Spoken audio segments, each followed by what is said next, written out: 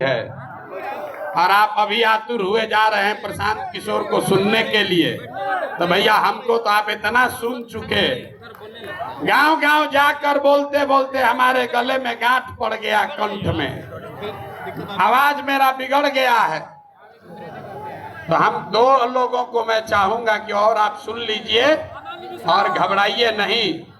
जब आए हैं तो जन सुराज की इस मुकम्मल व्यवस्था को समझ लीजिए। ये आपके और आपके बच्चों के भविष्य का सवाल है। आधा घंटा एक घंटा बैठने से आप कमजोर नहीं होइएगा। यहाँ एक घंटा बैठने में आपका सर दुख रहा है, पीठ में दर्द हो गया।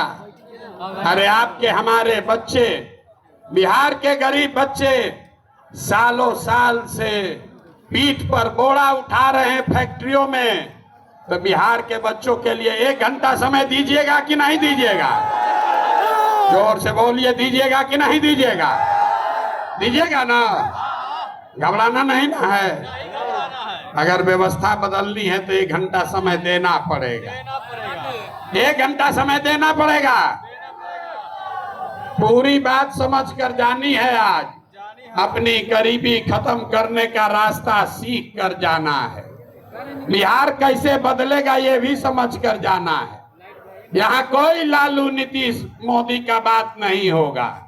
यहाँ सिर्फ एक ही बात होगी, बिहार को, इस ज्ञान की भूमि को, लोकतंत्र की जननी से, इसी भूमि से एक नए दल के उदय का और आपके बच्चों के लिए नया सवेरा, नया भविष्य की योजना की चर्चा के लिए आप आए हैं। इसलिए धीरज रखिए। ये राजनीतिक